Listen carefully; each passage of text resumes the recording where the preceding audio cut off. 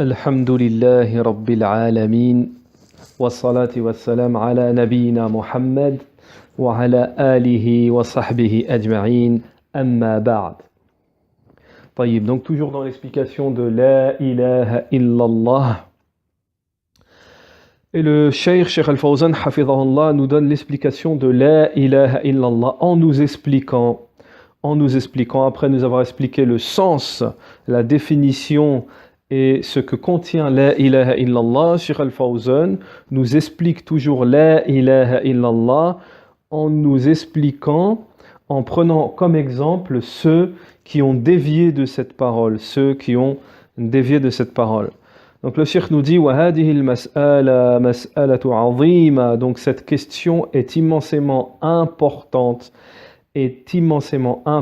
C'est quoi? C'est de savoir que les mécréants, ceux que le prophète a combattus, ont témoigné, c'est-à-dire que eux, ces mécréants, ces associateurs, ils ont témoigné, ils ont reconnu l'unicité de la Seigneurie. Mais cela ne les a pas fait pour autant entrer dans l'islam.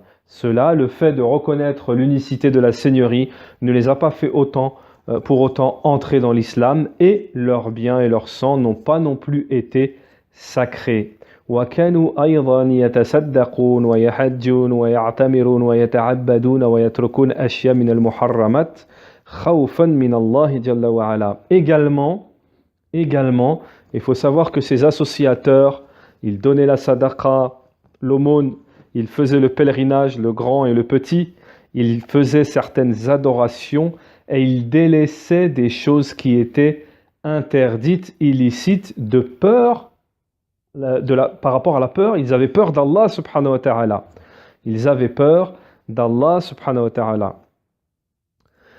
Alors, les adorateurs des tombes aujourd'hui disent, tant que nous reconnaissons Allah, comme quoi il est le créateur, il est celui qui donne la subsistance, et qu'il est celui qui donne la vie, qui donne la mort et qui administre, donc ça c'est le tawhid ar-rububiyya, c'est l'unicité de la Seigneurie. Tant qu'on est dedans, on reconnaît ça, on est musulman. Voilà ce que disent l'ambiguïté des associateurs. Alors Cheikh Al-Fawzan leur a dit, alors dans ce cas, le sens de La ilaha illallah, c'est ça pour vous. Alors, où en êtes-vous? Quelle est la différence entre vous et les associateurs, ceux qui disent la même chose que vous? Hiya mas'alatun 'azima wa muhimmatun jiddan. Donc comme nous disait Cheikh Al-Fawzan, cette question est très importante et elle est immense. Il n'y en a pas beaucoup qui s'occupent de cela.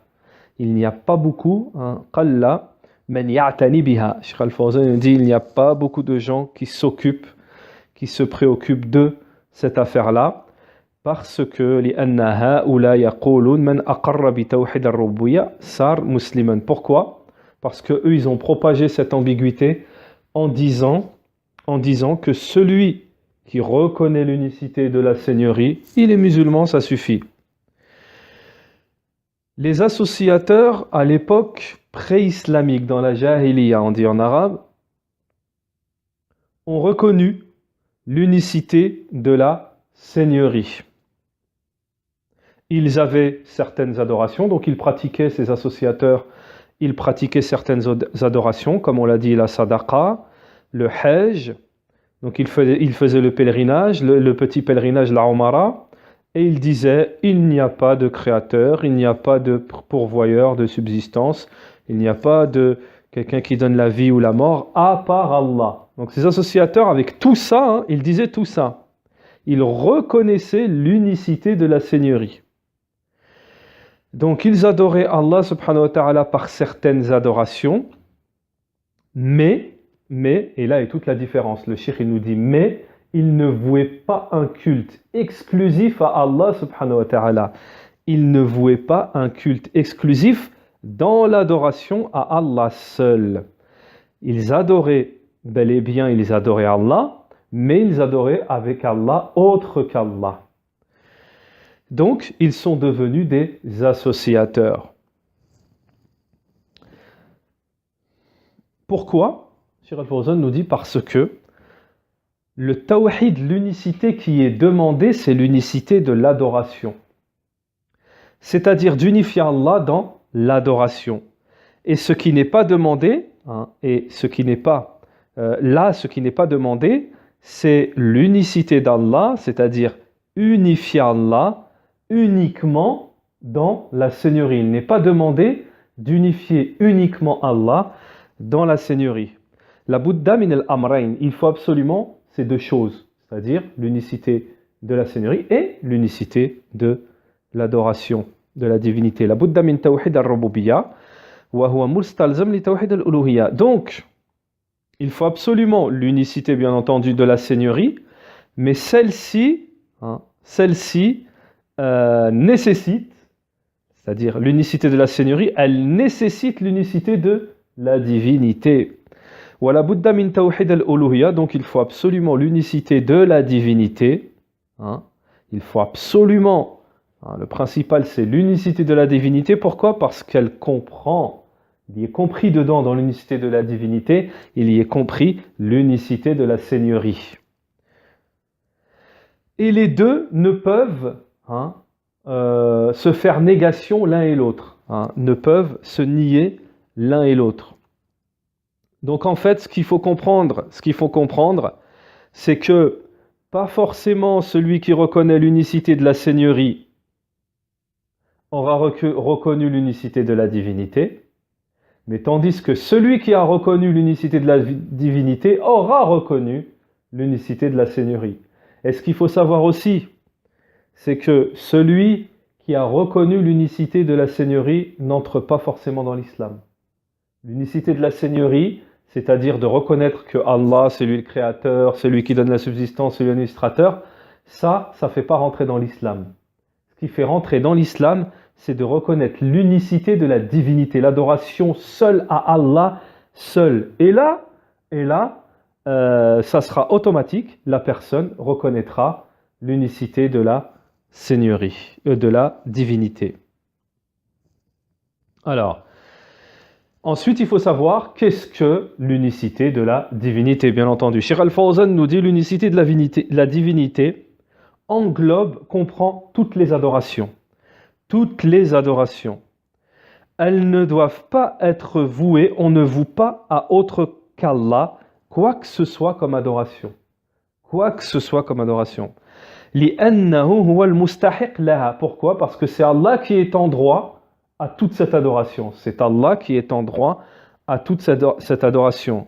Et de là, l'explication de la ilaha illallah, la ma'bouda bihaqqin illallah. Pas d'adorer en vérité à part Allah. C'est Allah la véritable divinité, c'est lui qui est en droit d'être adoré seul sans associé. Celui qui voue quoi que ce soit à autre qu'Allah sera associateur. Walaou kana yaqul, et même s'il disait la ilaha illallah. Puisqu'on a vu précédemment que le polythéisme, et on va le revoir, que le polythéisme annule toutes les œuvres. C'est-à-dire que quelqu'un qui fait du shirk al-akbar, tout ce qu'il a fait avant, c'est annulé. Mais hajj, toutes les sadaqas, tout ce qu'il a fait précédemment, c'est annulé. À partir du moment où il fait du shirk akbar, c'est tout annulé. Et ça, c'est dans un verset du Coran.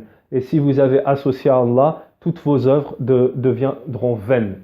Tout ce que vous avez fait avant, c'est annulé. Kana yaqul, et cette personne, même si elle dit la ilaha illallah, même si elle adorait Allah avec certains genres d'adoration, tant qu'elle ne voue pas un culte exclusif à Allah, un culte exclusif, c'est-à-dire toutes les adorations à Allah seul, elle ne sera pas musulmane. Elle ne sera pas musulmane. Alors,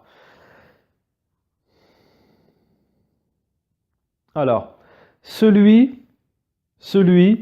qui voue un culte à autre qu'Allah, c'est-à-dire celui qui va adorer, vouer d'autres adorations à autre qu'Allah, des adorations à autre qu'Allah, c'est-à-dire qu'il va demander le secours à autre qu'Allah, il va sacrifier, immoler, égorger pour autre qu'Allah, il va faire des vœux à autre qu'Allah, ou à par exemple à un ange proche d'Allah, à un prophète envoyé, il aura mécru, il deviendra mécréant. C'est-à-dire que la personne qui pratique ces choses-là, elle sera mécréante même si elle dit La ilaha illallah. Pourquoi ? Parce qu'il n'aura pas concrétisé le La ilaha illallah et il aura pratiqué ce qu'on appelle un acte annulatoire.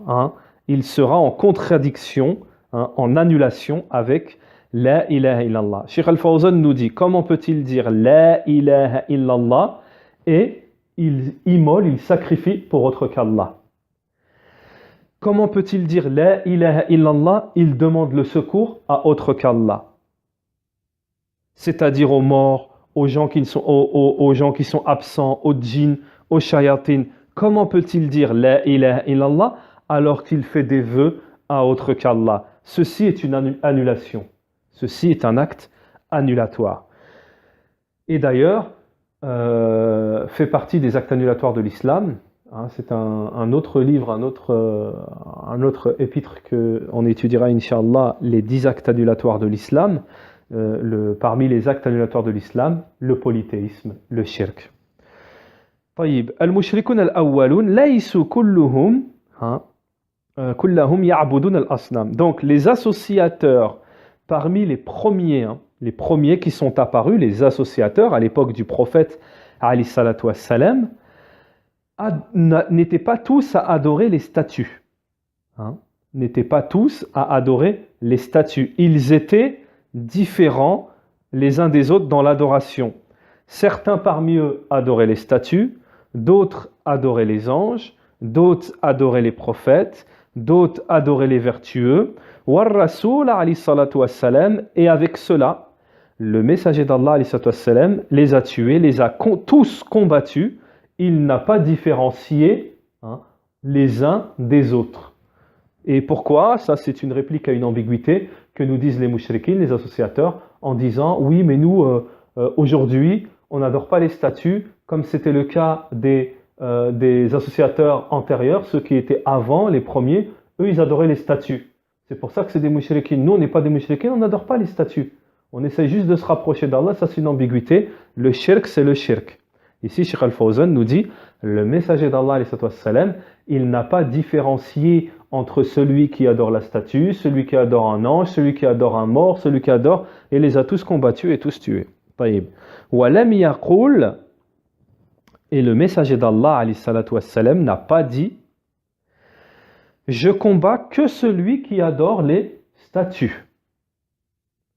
Et وَلَمْ يَتْرُكُ الَّذِينَ يَعْبُدُونَ, et il n'a pas délaissé ceux qui adorent Uzayran. C'était quelqu'un de bon, il y a des savants qui disent que c'était quelqu'un de vertueux, Uzayr, chez les juifs, et il y en a qui disent que c'était un prophète. Et ils n'ont pas laissé ceux qui adoraient non plus Uzayr, ou qui adoraient Isa, le Masih ibn Maryam, ou qui adoraient les vertueux. Le messager d'Allah n'a pas fait de différenciation, il n'a pas différencié entre celui-là et celui-là. Le mushrik, c'est le mushrik. طيب. وهؤلاء القبوريون اليوم يقولون. Donc, Cheikh Al-Fawzan nous dit, ceux-là, les tombolâtres, les adorateurs des tombes, aujourd'hui, ils disent, le polythéisme, c'est l'adoration des statues. Pour eux, le polythéisme, définition du polythéisme, c'est l'adoration des statues, ou l'adoration des vertueux, ou le fait de se rapprocher d'Allah par l'intercession. L'intercession, c'est-à-dire prendre des intermédiaires, un mort, on lui demande quelque chose, pour que lui soit intermédiaire, il va plaider auprès d'Allah. Donc eux, ils disent Shirk ibadat al-aslam. Voilà, le polythéisme, c'est l'adoration des statues. Ce qu'on fait nous aujourd'hui, adorer c'est-à-dire se rapprocher d'Allah, pas l'intercession, demander des requêtes à des morts, leur faire des invocations, égorger tout ça et tout, ils disent c'est pas du shirk. Taïb, on a déjà expliqué ça, mais Shirk va réexpliquer. Comme quoi, c'est bel et bien du polythéisme. Ils disent parce que le polythéisme, c'est l'adoration des statues uniquement. Cheikh Al-Fawzan dit Ya subhanallah, al-Rasul qatal al-jami'. Oh subhanallah, gloire à Allah, le messager d'Allah a combattu l'ensemble, les a tués l'ensemble, tous. Il n'a pas différencié entre l'un et l'autre. Il les a tous combattus, que ce soit ceux qui adorent les anges, que ce soit ceux qui adorent Ibn Maryam, Isa, alayhi salam, que ce soit ceux qui ont adoré Uzayran, ou que ce soit ceux qui ont adoré les vertueux. Il n'a pas différencié entre l'un et l'autre parce qu'en réalité, il n'y a pas de différence entre les uns et les autres. Il n'y a pas de différence. Alors, فَإِنْ قَالَ قَائِلْ مِنَ الْمُشْرِكِينَ نَحْنُ نَعْرِفَ أَنَّ اللَّهَ. Donc ensuite, on nous dit que les associateurs ont dit nous connaissons, nous savons qu'Allah subhanahu wa ta'ala est le créateur, il est celui qui donne la subsistance, il est l'administrateur de toutes choses, mais ceux-là, les vertueux qui sont proches d'Allah, nous les invoquons, nous leur faisons des vœux, nous leur demandons le secours et nous voulons juste par cela qu'ils intercèdent auprès d'Allah. Sinon, nous avons compris qu'Allah c'est lui le créateur, c'est lui qui donne la subsistance, c'est lui l'administrateur, c'est-à-dire nous avons compris l'unicité de la seigneurie. Mais est-ce que vous avez compris la unicité de la divinité, de l'adoration? C'est ça qu'on vous demande. فَقُلْ كَلَامُكَ هَذَا مَذْهَبَ بِجَهَلْ وَأَمْثَالِهِ. Donc, il y a Cheikh al-Islam Mohammed ibn Abd al-Wahhab, il leur a répondu, il leur a dit, votre parole, ta parole ici, la parole de l'associateur, c'est la même école de pensée que Abi Jahl et ses semblables. Abi Jahl et ses semblables. Donc Abi Jahl, un des associateurs à l'époque du prophète, une des têtes, c'est pour ça qu'on l'a appelé Abi Jahl, comme si on disait le père de l'ignorance. فَإِنَّهُمْ يَدْعُونَ عِيسَى وَعُزَيْرًا وَالْمَلَائِكَةَ. Donc ces associateurs, qu'est-ce qu'ils font? Ils invoquent Isa ibn Maryam, Uzayran, ils invoquent les anges, les vertueux. Et ils veulent par cela, comme le dit Allah, subhanahu wa ta'ala, Surat Yunus, verset 18. Donc, وَالَّذِينَ اتَّخَذُوا مِن دُونِهِ, et ceux qu'ils ont pris en dehors d'Allah, en dehors de moi, parmi les proches, les alliés d'Allah, les vertueux, ils disent, nous ne les adorons pas, nous voulons juste nous rapprocher, c'est juste pour nous rapprocher d'Allah. Et dans un autre, non, ça c'était Surat Az-Zumar, verset 3, et là nous citons Surat Yunus, verset 18, où Allah subhanahu wa ta'ala nous dit, وَيَعْبُدُونَ مِن دُونِ اللَّهِ, et ils adorent en dehors d'Allah, مَا لَا يَضُرُّهُمْ وَلَا يَنْفَعُهُمْ, ce qui ne peut ni leur nuire ni leur être utile. Donc ils adorent et ils adorent en dehors d'Allah ce qui ne peut ni leur nuire ni leur être utile, et ils disent وَيَقُولُونَ هَؤُلَاءِ شُفَعَاؤُنَا عِنْدَ اللَّهِ, ceux-là sont nos intercesseurs, sont nos intercesseurs auprès d'Allah subhanahu wa ta'ala. Donc ensuite, toujours Cheikh Mohammed ibn Abd al-Wahhab, lorsque tu as médité, tu auras très bien médité sur cela. Et que tu auras pris connaissance que les mécréants reconnaissent, témoignent devant Allah de l'unicité de la seigneurie. C'est-à-dire le fait de unifier Allah subhanahu wa ta'ala dans la seigneurie, dans la création, la subsistance et l'administration. Malgré cela, ils adorent, ils vouent des adorations à Issa, hein, aux anges, aux vertueux, hein, tout en visant par là le rapprochement, le fait de se rapprocher d'Allah subhanahu wa ta'ala, c'est-à-dire que les anges ou autres vont venir intercéder auprès d'Allah pour eux. Alors tu auras pris connaissance que parmi ces mécréants, il y a plus précisément aussi les chrétiens. Les chrétiens. Pourquoi ? Parce que parmi eux, il y en a qui adorent jour et nuit. Ils sont ascètes, c'est-à-dire ils vouent beaucoup, ils mettent vraiment le paquet dans les adorations, hein, c'est-à-dire dans cette vie d'ici-bas, ils mettent le paquet dans les adorations, ils font des sadaqas de ce qui leur est octroyé par Allah subhanahu wa ta'ala, ils font des retraites pieuses, hein, وَهُوَ مَعَ هَذَا كَافِرٌ, et malgré cela, ils sont mécréants, ennemis d'Allah, et ils iront en enfer éternellement par la cause de leur croyance qu'ils ont envers Isa alayhi salam, Ibn Maryam, hein, le messager d'Allah, Isa alayhi salam, et leur croyance envers autres, comme parmi les pieux, ils les invoquent, ils font des sacrifices, ils leur vouent des vœux. À partir de ce moment-là, tabayyana laka kayfa sifat al-islam. À ce moment-là, tu auras compris, quand tu as compris tout ça et tu auras médité, tu auras compris quelles sont les caractéristiques de l'islam. De l'islam, celle, hein, à laquelle a prêché le prophète Mohammed alayhi salatu wassalam, wa tabayyana laka anna kathiran minan nas,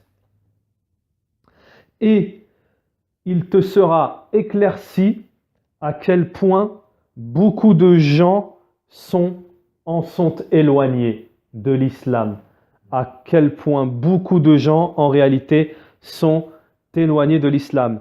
Et là, tu vas comprendre, et là, c'est toujours la parole de Cheikh Mohammed ibn Abdel Wahhab que l'on va expliquer avec Cheikh Al-Fawzan à la suite. Et là, à ce moment-là, tu vas comprendre, il va être éclairci la parole du prophète alayhi salatu wassalam qui a dit « L'islam est venu étranger et repartira étranger ». Alors, ensuite, Cheikh Al-Fawzan, par rapport à cette parole de Cheikh Mohammed ibn Abdel Wahhab, rahimahullah, en ce qui concerne les chrétiens. Il nous dit, les moines, chez les chrétiens, les moines, al-ruhban min al-nasara, leurs moines, hein, yata'abbadoun, ils adorent, ils font des adorations, layli wa nahar, wa yabkun, ils font des adorations la nuit, le jour, ils pleurent. Le cheikh nous dit, et ils pleurent. Mais ils disent, le Masih ibn Allah, le Messie, fils de Allah, hein, wa yadun billah, ou inna Allah wal Masih, ou alors ils disent, c'est Allah le Messie, fils de Maryam. Hein.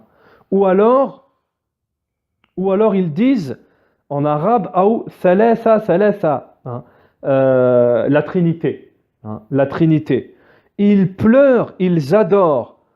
Cheikh Al-Fawzan nous dit wala yanfa'uhum hada. Cela ne leur est pas utile. Cela leur est inutile. Li'annahum, pourquoi? Cheikh Al-Fawzan il dit parce que ils n'ont pas voué l'adoration, le culte exclusif à Allah subhanahu wa ta'ala. Ils sont à l'exemple des adorateurs des tombes aujourd'hui. Ils sont à l'exemple des adorateurs des tombes aujourd'hui. En gros, Cheikh Al-Fawzan, il nous dit, eux aussi c'est des associateurs. Eux aussi ce sont des associateurs. Ensuite, toujours par rapport à la parole de Mohammed ibn Abdel Wahhab, Cheikh al-Islam, rahimahullah, lorsqu'il nous mentionne le hadith du prophète, alayhi salatu wassalam, l'islam est venu étranger, repartira étranger. Tout d'abord, l'explication de ce hadith chez les ulama. L'explication de ce hadith chez les ulama. Les savants nous disent, l'islam est venu étranger, repartira étranger. Les savants nous disent que celui aujourd'hui qui pratique l'islam authentique, il sera étranger dans son pays, dans sa famille, dans sa ville, dans sa propre maison. Il sera un étranger. Il sera un étranger. L'islam al-sahih gharib yaoum al-yaoum. Cheikh Al-Fawzan nous dit l'islam authentique est étranger aujourd'hui.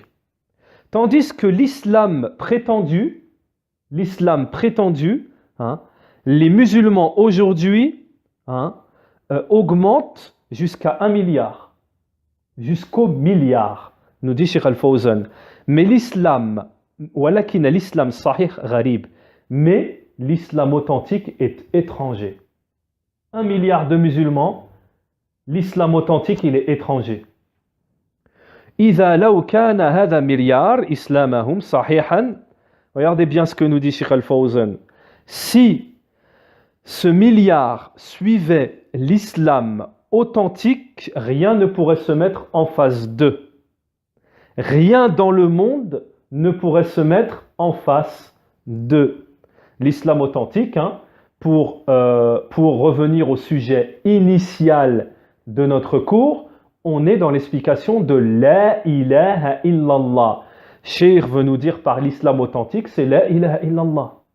Puisqu'on a bien vu que beaucoup se prétendent à l'islam, et on a vu précédemment, c'est quoi pour eux La ilaha illallah. On a vu.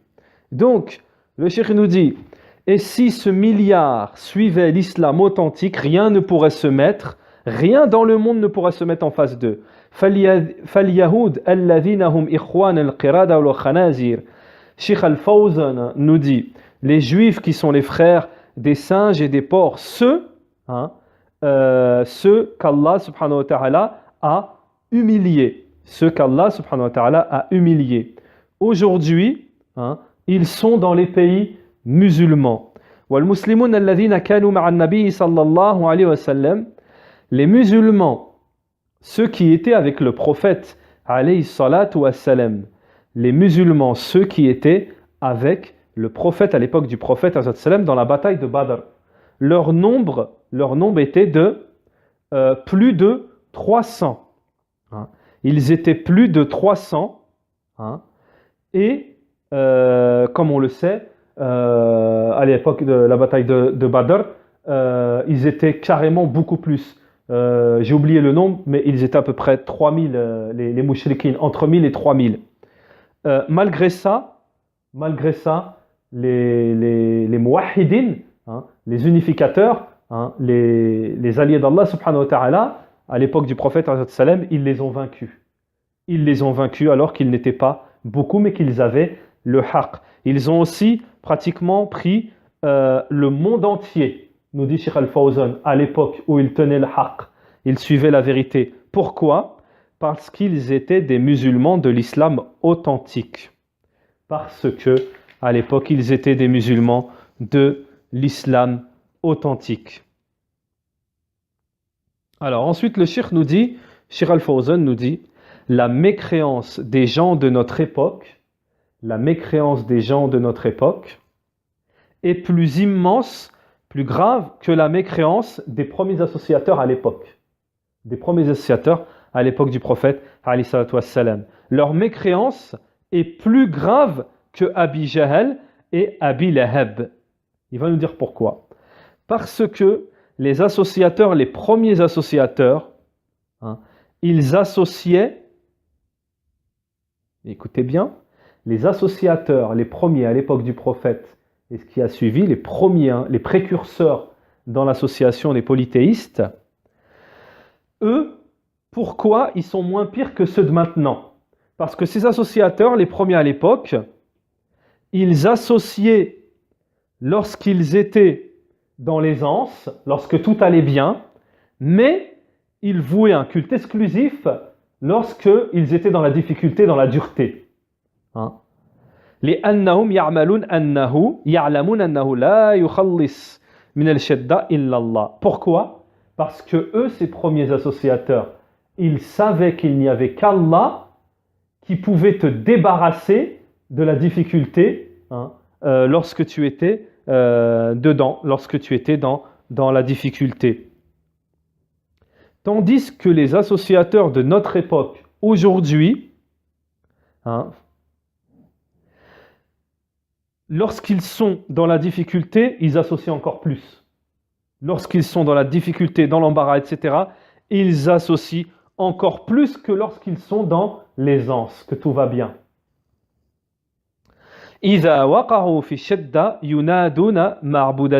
Lorsqu'ils sont dans la difficulté, ils appellent qui?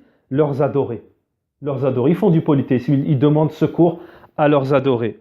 Kulli yunadi, ils appellent tous leurs adorés pour qu'ils les débarrassent de cette difficulté lorsqu'ils sont, le cheikh nous donne un exemple spécifique, c'est lorsqu'ils sont par exemple, comme il est cité dans le Coran, et lorsque vous êtes sur la mer, vous invoquez Allah, et quand Allah il vous sort, il vous sort de là vous associez à Allah subhanahu wa ta'ala. Donc les associateurs d'aujourd'hui, toutefois, à chaque fois que le danger il augmente, leur polythéisme il augmente. C'est pour ça qu'ils sont pires que les mouchriquins d'avant.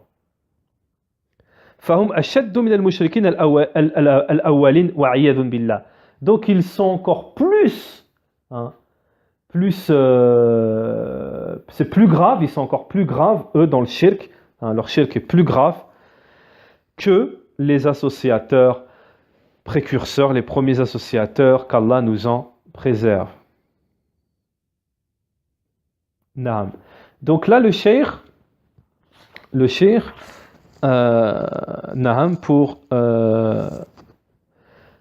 ici, le cheikh Al-Fawzan, il va nous citer des noms de gens qui ne sont pas forcément des associateurs eux-mêmes, ce sont des gens qui étaient des gens vertueux, etc., qui sont très connus et qui ont été pris comme, ils les ont pris comme intercesseurs. Eux, ils se désavouent de ça. Eux, ils se désavouent. Mais les mouchriquines, qu'est-ce qu'ils ont fait? Ils ont pris ces gens-là, ces gens qui sont connus comme vertueux, c'était des chouyours, des ulama ou des gens pieux, salihin et tout, et ils les ont pris comme adorés. Donc, on le verra dans des cours par la suite, qu'il y a une différence entre celui qu'on prend comme adoré et il accepte. Là, on dit, lui, c'est un tarout. Lui, il a accepté d'être adoré, donc lui, c'est une des têtes du shaitan, il est dans l'eau aussi. Mais il y a une autre différence, il y a une différence avec celui qui a été pris comme adoré et que lui, il se désavoue de ça. On va prendre l'exemple de Isa alayhi salam. Il y a des gens qui l'adorent, il y a même des gens qui adorent Mohammed, ils disent que c'est une divinité, wa'iyadun billah. Donc ils prennent les prophètes comme adorés, mais le prophète, lui, il n'a jamais dit ça. Isa alayhi salam, c'est connu dans le Coran, il n'a pas dit ça. Je suis Ya qawmi, oh mon peuple, adorez Allah. Ya qawmi a'budullah, adorez Allah. Inni Ya qawmi a'budullah, ma lakum, et vous n'avez pas d'autres divinités après Allah. Tous les prophètes, ils ont dit ça. Mohammed alayhi salam, qu'est-ce qu'il a dit? C'est parmi ses dernières paroles, avant de mourir, il a dit La'an Allah al-Yahudi wa nasara, que soient maudits les juifs et les chrétiens. La'an Allah al-Yahudi wa nasara ittakhadhu qubur, qui ont pris comme lieu de culte les tombes de leurs vertueux. Voyez, donc les prophètes, eux, ils se désavouent, comme Ibrahim, on l'a vu et on va le revoir. Ibrahim, qu'est-ce qu'il a dit? Je me désavoue, vous, inni bari'um mimma ta'budun. Je me désavoue de ce que vous adorez. Taïb. Donc ici, il nous dit وهو معروف القرحي هو من أولياء معروفين في العراق. Donc ici, il nous cite un nom, al-Qarhi ou al-Qurhi, qui faisait partie des vertueux en Irak et qui a été pris comme adoré dans les tombes. Il y en a un autre aussi qui est très très très très connu. Allah alam, je crois que c'est en Égypte, Badawi. Badawi, pareil, il est très très très connu. Là Cheikh Al-Fawzan nous en cite un qui est aussi très connu, mais ça, quand ils sont connus comme ça, les ulama ils nous disent, il y en a en Égypte, ils ont des millions de visiteurs. Ils ont des millions, il y a des pèlerinages et tout. Donc ici, il y en a un, il s'appelle Abdelkader al-Jilani. Il est très connu, Abdelkader al-Jilani. C'était un imam parmi les imams de la Hanabila, Al-Qudama. Hanabila, c'est l'école de l'imam Ahmed, hein, Ibn Hanbal. Il était un des grands imams. Fahoua imam al-Jalil, un grand imam. Lakin, lamma met, mais quand il est mort, ils ont commencé à avoir des croyances comme quoi il pouvait ramener des trucs utiles et il pouvait défendre du mal. Hein. Donc, ils ont construit sur sa tombe, hein, et ça c'est interdit dans l'islam aussi. Hein, on commence par construire, on commence par s'installer, on commence par faire des veillées, etc. Et après c'est parti en shirk. Bien entendu, Sheikh Al-Fawzan, il va nous citer qui? Wa-Soufiya. Les soufis, ils ont pris comme imam les Mutasawwifa. Hein. Donc les soufis, ils ont pris comme imam de leur groupe de soufis, hein, ils ont pris quelqu'un qui s'appelle Al-Qadriya. Hein. Bien entendu, Sheikh Al-Fawzan nous dit, mais lui, il se désavoue de eux. Lui, il se désavoue, rahimahullah. Il était connu, hein, donc c'est une personne qu'ils ont pris comme adoré, hein, ils ont commencé à l'adorer dans les tombes, tout ça et tout. Lui, il était connu, il se désavoue de eux, de leur polythéisme, il était connu pour être vertueux, il marchait dans la droiture, la science et la crainte d'Allah. Il faisait partie des grands, hein, des grands parmi ceux qui suivaient l'imam Ahmed. Walahu fihi mu'allif ma'ruf ismuhu. Et il a un intitulé, un épître, hein, il a écrit un livre, hein, une épître qui s'intitule Al-Ghaniya. Wa Zayd ibn al-Khattab, il y a un autre encore, nous cite Sheikh Al-Fawzan, Zayd ibn al-Khattab, Sahabi al-Jalil, un compagnon, hein, qui s'appelait Zayd ibn al-Khattab, il était le frère de Omar ibn al-Khattab. Hein. Wa huwa akhu Omar ibn al-Khattab, le frère de Omar ibn al-Khattab, qui a été tué dans une bataille, Umama, et ils ont laissé sa tombe et ils ont construit sur sa tombe un genre de trucs pour adorer sur sa tombe. Falamma ja'a Sheikh Mohammed, et lorsqu'est arrivé Sheikh Mohammed ibn Abdel Wahhab rahimahullah, il a détruit cette construction qu'ils avaient fait sur sa tombe pour l'adorer, il l'a détruit et cela est resté tel quel jusqu'à aujourd'hui. Alhamdulillah, nous dit Sheikh Al-Fawzan. Donc juste une petite parenthèse, justement, on a un exemple là de la darwa de Sheikh Mohammed ibn Abdel Wahhab rahimahullah.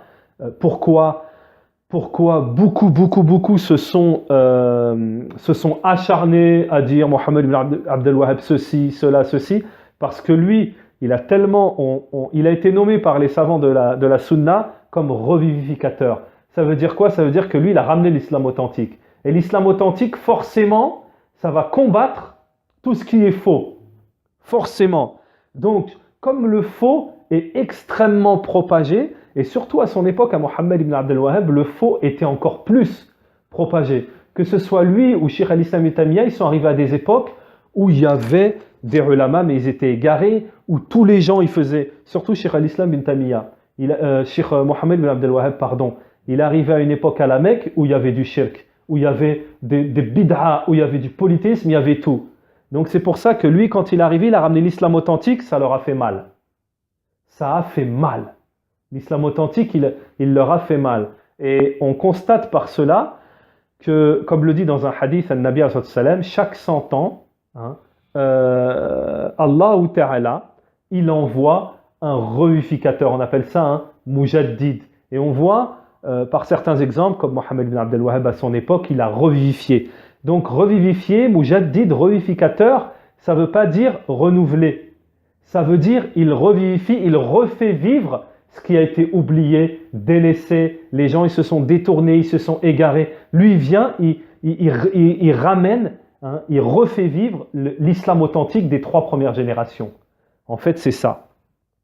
Donc c'est pour ça que quand il y a un revivificateur, tous les gens du battle lui tombent dessus. Ils essayent d'inventer, de mentir. Mais on voit bien que la lumière d'Allah, on ne peut pas l'éteindre. La lumière d'Allah, subhanahu wa ta'ala, on ne peut pas l'éteindre. Si on prend l'exemple de Cheikh al-Islam ibn Taymiyyah, rahimahullah, Cheikh al-Islam ibn Taymiyyah, il est arrivé à une époque où il y avait beaucoup de philosophes. Des gens du Kalem, c'est-à-dire des gens où la philosophie, la théologie est mélangée et ils avaient des ambiguïtés incroyables.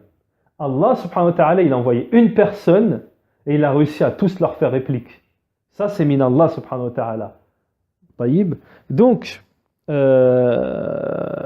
c'était une petite parenthèse. Cheikh Al-Fawzan, hafidhahullah, il nous a donné aussi comme exemple le frère de Omar ibn al-Khattab radiyallahu anhu, qui lui aussi a été pris pour adoration. Nous avions aussi un autre, wa Zubayr ibn al-Awam, Hawariyu Rasulullah sallallahu alayhi wa sallam, wa haula awliya as-sahaba. Donc ça, c'est des... il nous donne encore un exemple, ce sont des gens vertueux, c'était des compagnons du prophète, alayhi salatu wassalam, et leur tombe a été prise comme lieu de culte. Leurs tombes ont été prises comme lieu de culte. وَلَكِنَّهُمْ لَمْ يَكْتَفُوا بِعِبَادَتِهِمْ. Mais les associateurs, ils ne se sont pas contentés de les adorer. بَلْ إِعْبُدُوا الطَّوَاغِيتَ الْكُفْرَ مَوَدَّةَ وَالسِّحْرَ. Alors, Cheikh Al-Fawzan nous dit, les associateurs, ils ne se sont pas contentés d'adorer ces gens, ces vertueux là, des tombes. Il n'y a pas de doute, c'est du grand polythéisme. Hein. Mais ils ne se sont pas contentés de faire ça. Ils sont passés après à autre chose. Ils ont commencé à adorer les tawarites. Les tawarites, ça vient de tarut, c'est tout ce qui est, on a dit, c'est tout ce qui est adoré en dehors d'Allah. Donc qu'est-ce qu'ils ont commencé à faire?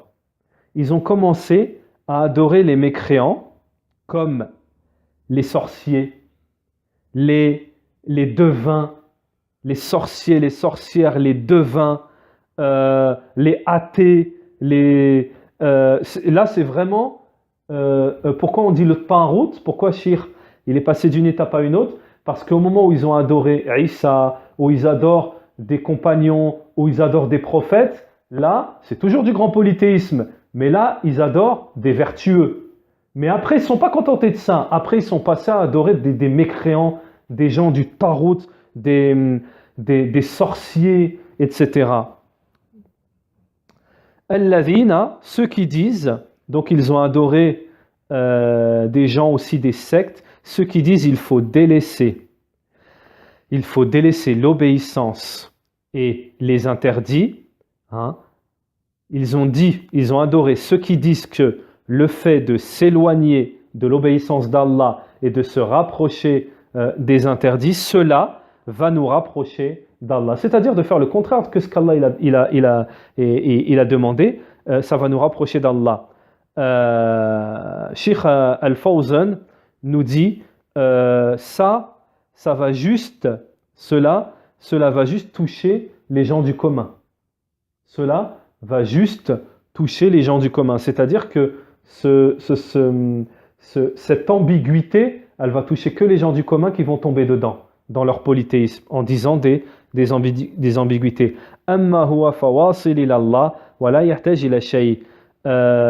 Pour se rapprocher d'Allah subhanahu wa ta'ala, Cheikh Al-Fawzan, on n'a pas besoin de ces choses-là. Ça, nous l'avons vu précédemment. En ce qui concerne l'intercession, les ulama nous ont expliqué que la manière de se rapprocher, c'est-à-dire le moyen que l'on a droit de prendre dans la religion pour se rapprocher d'Allah, c'est le kitab wa sunnah. C'est le kitab wa sunnah. Ensuite, Cheikh Al-Fawzan nous dit, ils ont pris comme adoré Shamsan, wa Idris, wa Yusuf. Ce sont des tawarites. Hein. Alors là, ce sont des tawarites, c'est-à-dire des... Donc il y a l'imam Malik qui donne comme définition du tarot, il dit c'est tout ce qui est, c'est le shaitan. Hein. Donc là, ils ont pris Shamsan, Idris, Yusuf, eux, c'était des tawarites, des diables. Hein. Ils étaient à Riyad, en Arabie, Fir Riyad, hein. Ils étaient là avant l'apparition de la darwa de Cheikh Mohammed ibn Abdel Wahhab. Ils étaient là-bas, avant l'apparition. Lorsque Cheikh Mohammed ibn Abdel Wahhab est venu, il les a combattus. Donc, il y a eu le combat dans le sentier d'Allah, il les a combattus. Et ensuite, les musulmans se sont installés à Riyad et ils se sont débarrassés de toute cette idolâtrie, de toutes ces idolâtries. Et le cheikh nous dit walhamdulillah, walhamdulillah. Donc je reprends sur une phrase, man taraka al-awamir wa nawahi fahuwa muqarrib min Allah. Donc oui, c'est bien ça, celui qui délaisse les les ordres d'Allah et les interdits, il sera proche d'Allah subhanahu wa ta'ala. Cheikh Al-Fawzan nous dit, l'argument, ce n'est pas les obligations ou les interdits, cela ne peut toucher que les al-awam, c'est-à-dire les gens du commun. Donc voilà pour aujourd'hui, Inch'Allah, en ce qui concerne la parole de la ilaha illallah. Subhanakallah wa ma bihamdik. وأشهد أن لا إله إلا أنت وأستغفرك وأتوب إليك وصلى الله وسلم على نبينا محمد وعلى آله وصحبه أجمعين.